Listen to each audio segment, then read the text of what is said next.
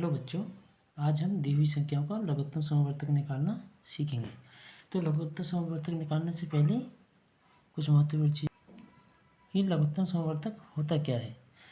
लघुत्तम समवर्तक इन संख्याओं का वह सबसे कम गुणज है जिससे जो इन संख्याओं से पूर्णतः विभाजित हो जाए। मतलब 50, 75 और 100, जैसे कि 50 का गुणज कौन कौन से होंगे।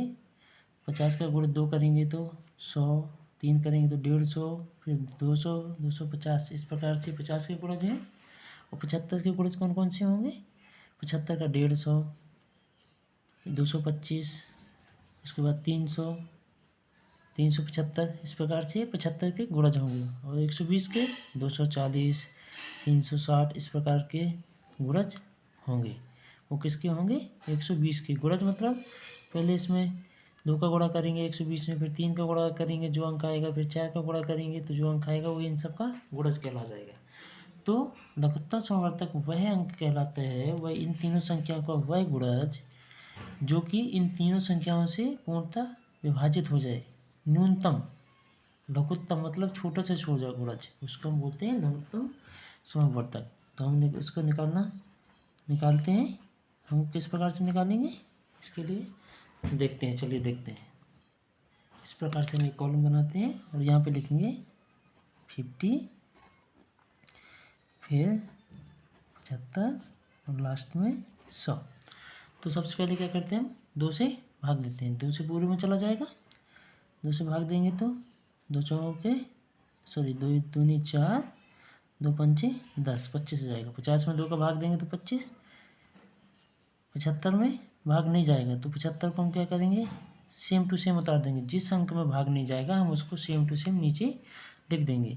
50 में भाग चला जाएगा, कितना जाएगा, 50 से अगर 10 में भाग देंगे 2 से तो 5, फिर 0 का 0 जाएगा। ठीक है। फिर यहाँ एक लाइन खींचेंगे, इस प्रकार से एक लाइन खींच देंगे। फिर ये कितने से चला जाएगा, पहले फिर 2 से देना है हमको। 2 से, क्योंकि पीछे ये 50 है, अभी 2 से चला जाएगा तो ये 2 से नहीं जाएगा, सेम इसको लिख देंगे यहीं पर।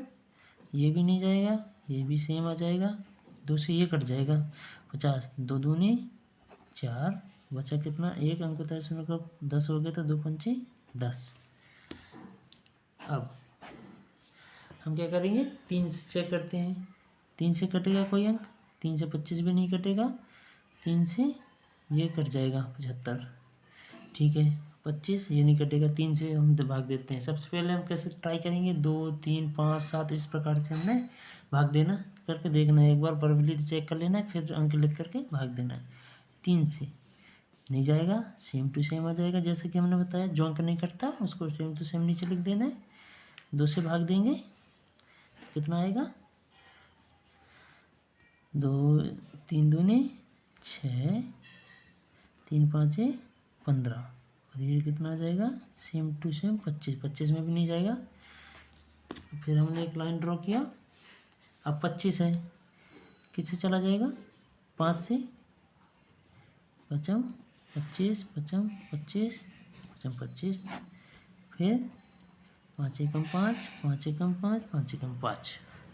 ठीक है, इस प्रकार से हमने इसको भाग दिया। अब आगे देखेंगे, हम यहाँ पर लिखेंगे इस प्रकार, ये 2 जो है इधर का 2 ये आ जाएगा, ये 2, ये पूरे अंक उतारे यहाँ पर हमने, इक्वल टू 300। इसका हम गुणा करेंगे, 2 दूनी 4, 3, 12, 12 पंचे 60, 60 का 5 में करेंगे तो 60 पंचे 300। हम यहाँ लिखेंगे अतः लघुत्तम समवर्तक 300 है। मतलब 300 वह अंक है जो 50, 75 और 100 का प्रथम गुणज है। चलिए हम एक बार आपको समझा देते हैं कि प्रथम गुणज हम किसको बोल रहे हैं। हम यहाँ पर रफ कार्य कर देते हैं, रफ कार्य। तो 50 के कौन कौन से गुणज होंगे, 50 का बराबर करेंगे तो एक तो 50 का कौन कौन से, 50, 100, 150, इसके बाद क्या आएगा, 200,